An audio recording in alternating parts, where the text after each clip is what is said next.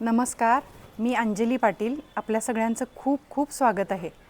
आज आपण एका ताईंच्या घरी आलो आहोत. त्यांचे काही प्रॉडक्ट्स आहेत ते आपल्यापर्यंत पोहोचवावेत हा त्यामागचा उद्देश आहे. चला तर मग आपण ताईंची ओळख करून घेऊया. नमस्कार, मी सूर्यप्रभा भोसले. सगळ्यात पहिलं मी अंजलीताईंची आभारी आहे, कारण हे माझे जे प्रोडक्ट आहेत ते आज त्यांच्यामुळं खूप लोकांपर्यंत पोचणार आहेत. मला माझ्या सगळ्या प्रोडक्टची माहिती करून देणार आहे. आणि त्यांचा लोखंडी तवा आहे, त्याच्यावर ताई स्प्रिंग डोसा आपल्याला करून दाखवणार आहेत. तर व्हिडिओ शेवटपर्यंत बघा. मी आज तुम्हाला सगळ्यात पहिला मी माझ्या तव्याची माहिती सांगते. हे आमचं स्वतःचं प्रोडक्शन आहे, लोखंडी डोशाचा तवा. तर हा जो तवा आहे हा मी जवळजवळ 35 वर्ष तवा वापरते. ह्या तव्यावर चपाती, भाकरी, पुरणपोळी, पावभाजीचे पाव, डोसा, मासा, पिझ्झा अगदी सगळं होतं याच्यावर. हा ऑल इन वन तवा आपल्याला वापरता येतो. ह्याला कुठलंही ब्रश, कुठलंही उलातनं आपल्याला वापरलं तर चालतं. ह्याला कुठल्याही प्रकारचं केमिकल कोटिंग नाही आहे. त्यामुळं हा आपण रपटप कसाही तवा वापरू शकतो आणि एकदा घेतला की अगदी लाईफ लाँग. जर तव्या कुणाला ऑर्डर करायची असेल तर मी माझा फोन नंबर देते, 8275 27 22 54. आता हा 2 साईजमध्ये तवा आहे. हा 14 इंचाचा आहे आणि हा जो आहे हा 12 इंचाचा आहे. हा ॲक्च्युली वापरलेला तवा आहे, हा नवीन आहे. वापरून वापरून हा असाच काळा होतो. तव्याबरोबरच आपले सगळे सिरप्स आहेत. आवळा, पेरू, कैरी, पायनॅपल, रिअल फ्रूट्सपासून केलेले सगळे सिरप्स आहेत. आता त्यापैकी हा एक आवळ्याचा आहे, कारण आता आवळ्याचा सीझन सुरू होतो आहे आणि आवळा वर्षभर लोक घेतात. कारण आवळ्याचा खूप म्हणजे लोकांना तर सांगायची गरज नाही आहे. तर आवळा वर्षभर हा चालतो. ही अर्धा लिटरची बॉटल आहे. ही विदाऊट फ्रीज वर्षभर राहते. ह्याच्यात आवळा, आलं आणि साखर आहे. ह्याच्यामध्ये साधारण 15 ते 16 ग्लास सरबत तयार होतं. ही आवळा कँडी आहे. ह्याला कुठल्याही प्रकारचं प्रिझर्वेटिव्ह नाही आहे आणि अतिशय सुंदर आवळा कँडी आहे आपली. त्याच्यानंतर हा मधातला आवळा आहे. साखर अजिबात नाही आहे का? अजिबात साखर नाही आहे. हा मधामध्येच मुरवलेला आवळा आहे. हा आणि ह्याला प्रिझर्वेटिव्ह पण नाही आहे. फ्रीज शिवाय बाहेर राहतो? राहतो. ओके.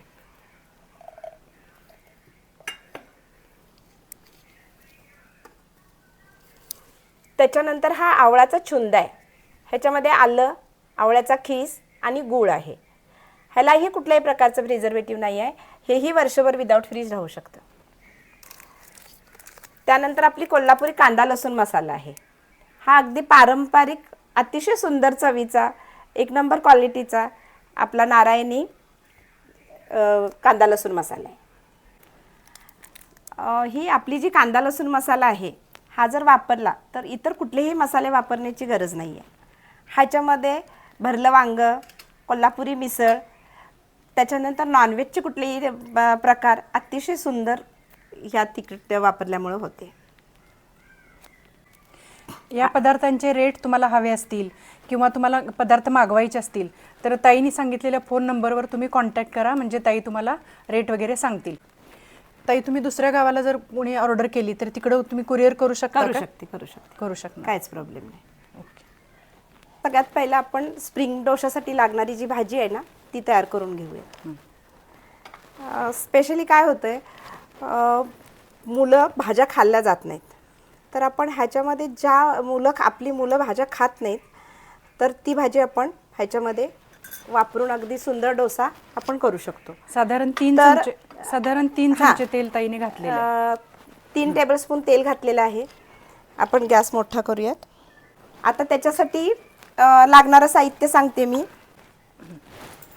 तर स्प्रिंग डोशासाठी लागणारी भाजी, हा कांदा आहे, टोमॅटो आहे, कोबी आहे, सिमला मिरची आहे, कोथिंबीर आहे आणि स्वीट कॉर्न आहे. तर ही कमी जास्त प्रमाणात तुमच्या आवडीनुसार ही भाजी तुम्ही घेऊ शकता. तर आपण त्यामध्ये हा बारीक चिरलेला कांदा टाकून घेऊयात.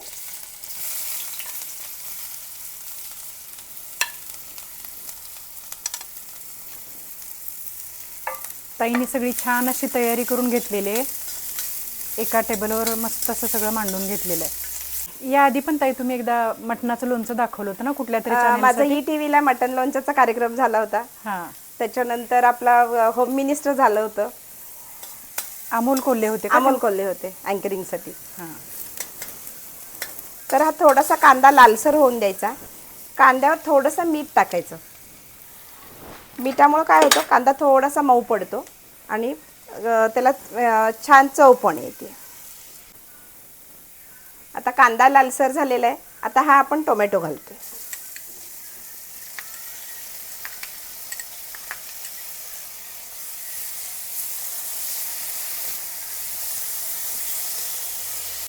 आता ह्याच्यामध्ये आपण कोबी घालूया.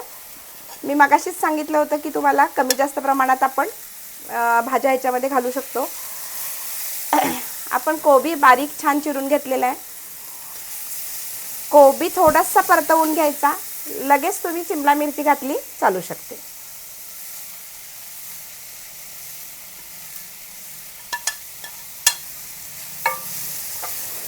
शिमला मिरची परतवून घेतल्यानंतर आपण हे स्वीट कॉर्न घालतो.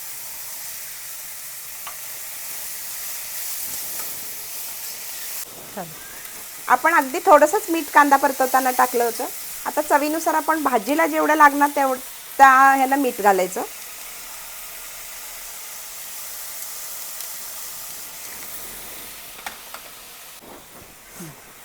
आता आपला माझा जो कांदा लसूण मसाला आहे तोच मी ह्याच्यामध्ये वापरणार आहे.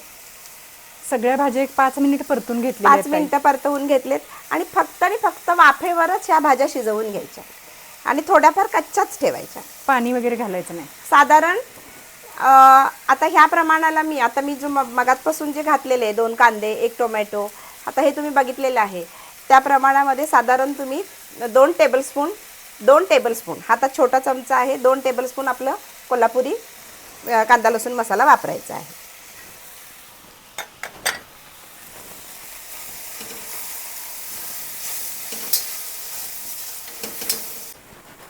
आता फक्त ह्याला एक वाफ द्यायची आहे झाकण टाकून. तर हे मी झाकण टाकते. आता हा तवा गरम झालेला आहे. काय होतंय बऱ्याच वेळेला फार तवा जर गरम झाला तर डोसा चिकटण्याची शक्यता असते. म्हणून आपण काय करायचं, पाणी मारून घ्यायचं.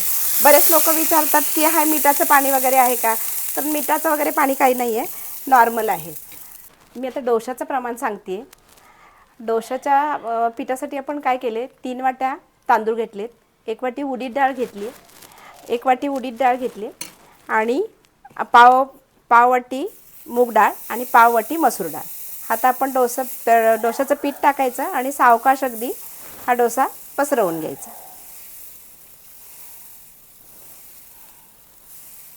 तीन वाट्या तांदूळ, 1 वाटी उडीद डाळ, पाव वाटी मूग डाळ, पाव वाटी हरभरा डाळ, 1 चमचा मेथ्या, 1 चमचा मेथ्या. आता आपण हा डोसा घालून घेतलेला आहे. आता आपण त्याच्यावर तेल टाकतो.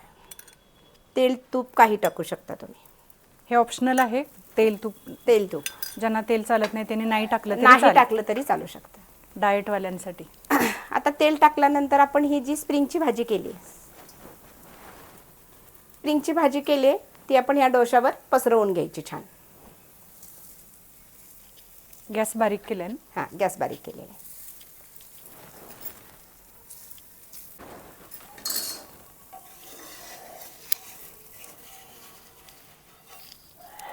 सुरीनं छान असा डोसा काढून घेतलाय ताईने. डोसा थोडासा अर्धा कच्चा असतानाच आपण त्याच्यावर भाजी पसरवायची आहे. आता आपण ह्याच्यावर चीज घालायचं आहे.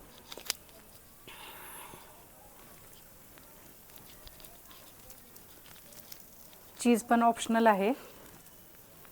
चीज घातलं तर चवीला जास्त छान वाटतं आणि मुलं खातात, मुलांना आवडतं. आता ही फोल्ड करण्याची पद्धत बघा.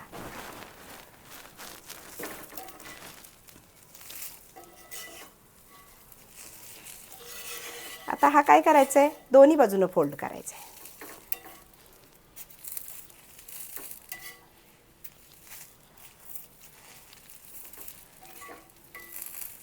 हा असा दोन्ही एकमेकावर हा असा पसरवायचा आहे. मस्त कुरकुरीत असा डोसा तयार झालेला आहे. हा, आता कट कसा करायचा आहे ते मी दाखवणार आहे.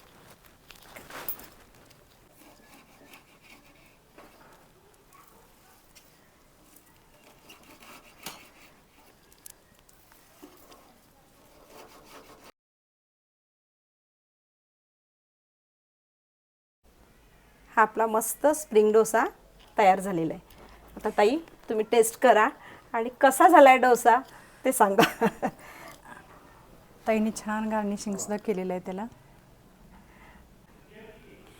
ॲक्च्युली पूर्वी मी निर्लेपच्या तव्यामध्ये डोसे करत होते, तर मला खूप कंटाळा यायचा तेव्हा. आणि हा तवा मी जवळजवळ 7-8 वर्ष झालं वापरते. तर एकदा हा तवा तापला ना की तुम्ही 7-8 माणसांना ॲट ए टाईम हे डोसे पुरतात. टेबलवर बसले आणि तुम्ही डोसे करत राहिला तर पटापट डोसे निघतात. अंजली ताई, तुम्ही इथं आल्याबद्दल तुमची मी खूप खूप आभारी आहे. आणि ही माझ्याकडून नारायणीची छोटीशी भेट. माझा हा व्हिडिओ तुम्हाला आवडला तर लाईक करा, सबस्क्राईब करा, शेअर करा, फॉलो करा आणि बेल आयकॉनचं बटन दाबायला सुद्धा विसरू नका. थँक्यू. आभारी आहे. थँक्यू.